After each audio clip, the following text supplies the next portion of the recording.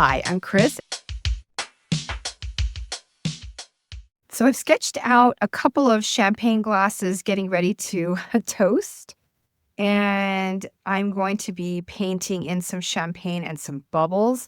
And I'll be painting the lettering. It's really nice to be able to combine lettering with illustrations and paintings. And we practice that in the challenge. If you haven't joined the free challenge, there's a link at the end of this video. In the meantime, I'm going to get started on this painting. Here are my colors that I chose during the challenge. I love to use my brand colors. And I'm going to pick this color and this color. I'm just going to keep this one simple. So I'm going to put these away and I'm going to be sticking with these colors.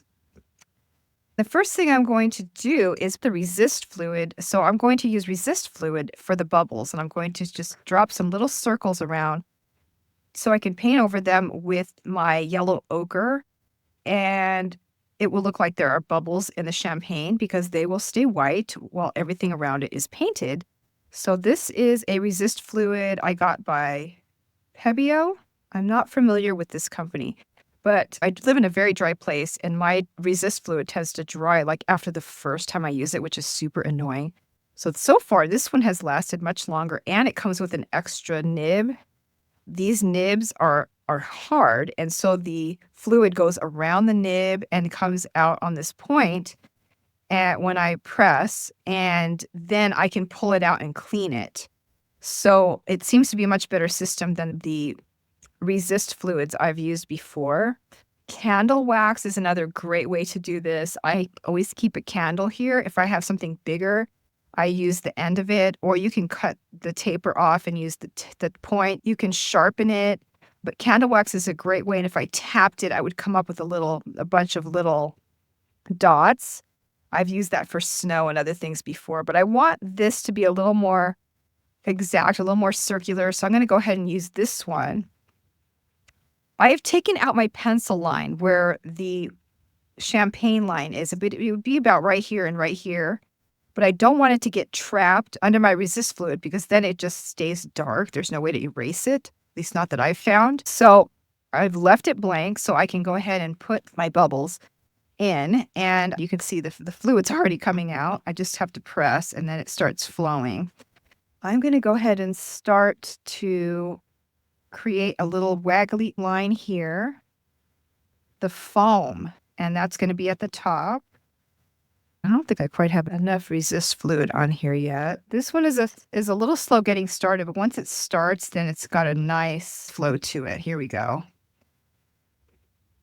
It's sort of light blue, so you can see it visually and then kind of gauge where it's going to be on your paper and keep track as you're putting down your fluid. And let's see, I'm going to start with some bubbles. So I just want dots.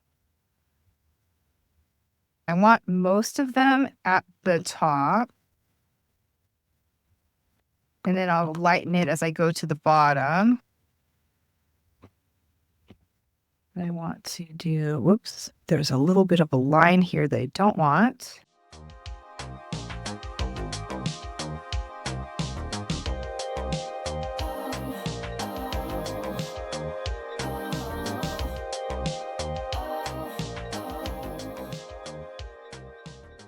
I want it fairly thick because when it dries, then it's going to be much easier to remove. And then it assures me that it's covering.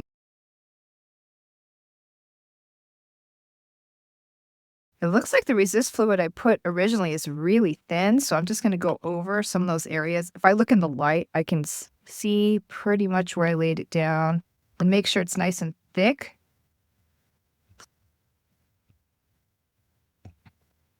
It doesn't have to be perfect, and it doesn't have to be everywhere.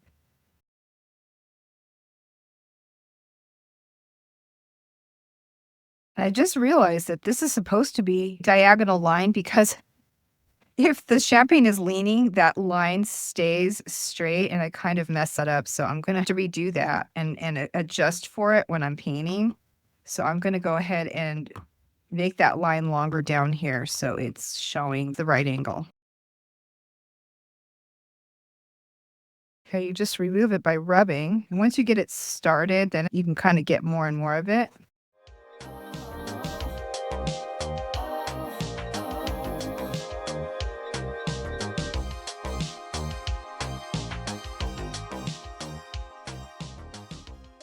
Since I've never used this kind of resist fluid before, this is pretty much an experiment. So we'll just see how it all turns out.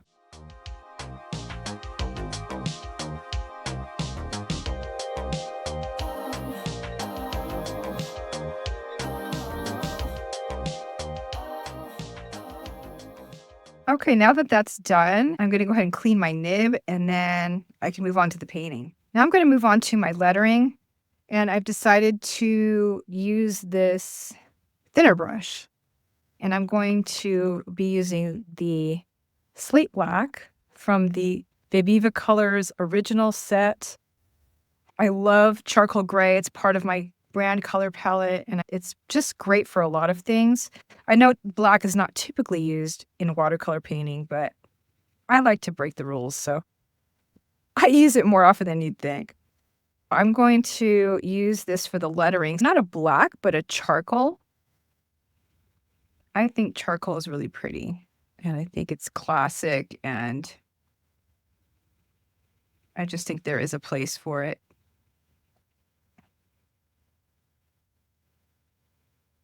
It really complements this simple but elegant color palette.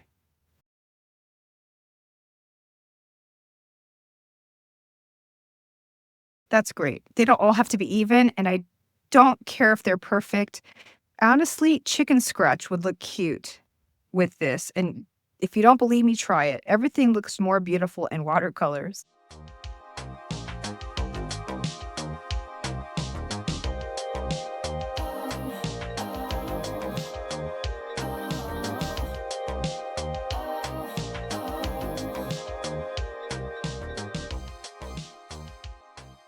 If you get too dark on one letter, you can just dab from it. Be careful not to thicken it too much and just spread it around. It tends to even out the color, and it honestly saves me on paint.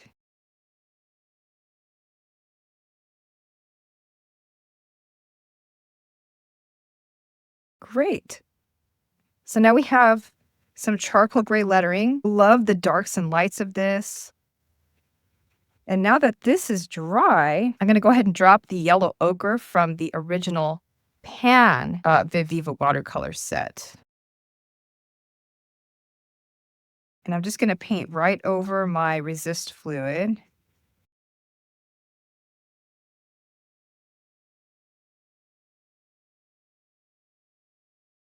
That's a bit too much color, I think. I don't know yet. I haven't decided how much color I want, so I'm going to just spread this around like I did with the letters.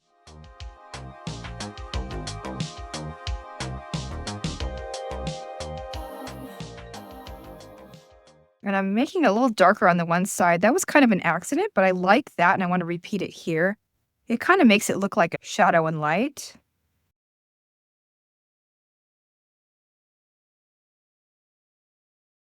Now for the outline of the glasses, I'm going to use the charcoal gray again, staying away from the champagne area so it can dry properly. I want to really thin this out now. I don't want this very dark at all. I just want hints of gray to show that it's glass.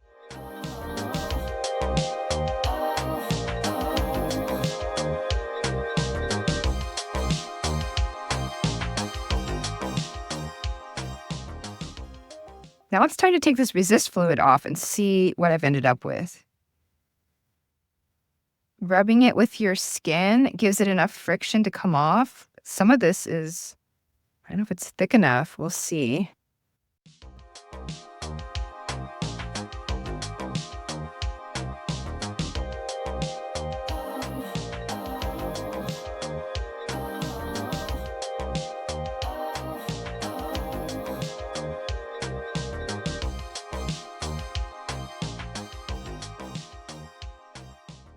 It's taking a while, but I'm finally getting this stuff off, and I'm pretty sure I've done something wrong using this fluid. Again, it's a fluid I've never used before, so I'm gonna have to try it on some other projects. before I decide if it's for me or not. In the meantime, I've got a lot of erasing to do to get these marks off this second glass.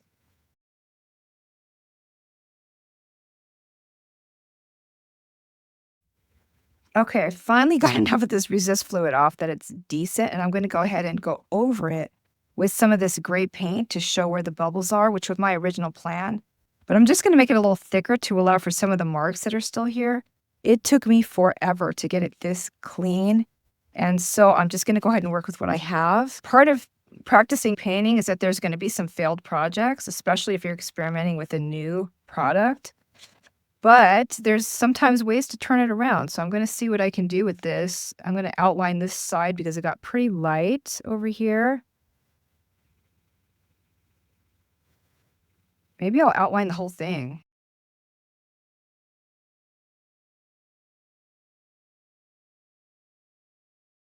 Now I'm going to make some squiggles here for where the foam is. I'm gonna keep it really thin. I forgot to allow for that angle, but that's okay. You know what? I'm going with it. This project hasn't been the easiest, but I think it's so far turning out cute, so we're gonna go with that. Sometimes you have to take the good with the bad, and I can start it over, but I wanna see what I can do with this.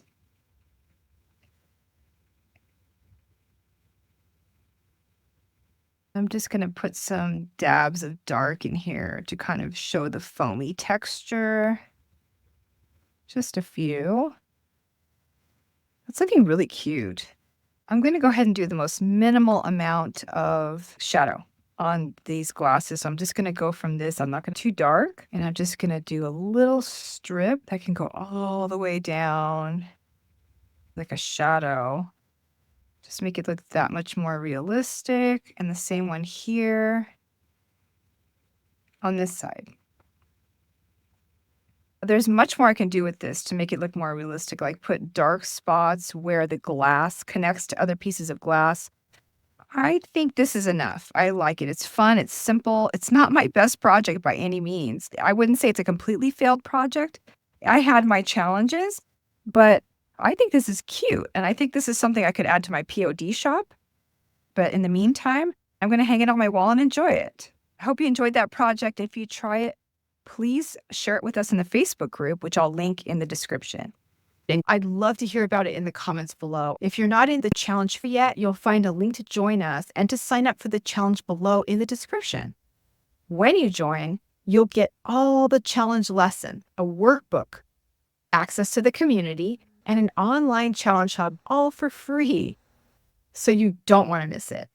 You might even see your artwork featured in one of these videos later on. You can click the image on the screen now to watch all the challenge lessons from the beginning. And in the meantime, if you enjoyed this video, I would so appreciate it if you would hit the like button and subscribe to this channel so you don't miss any new videos as they come out. See you then.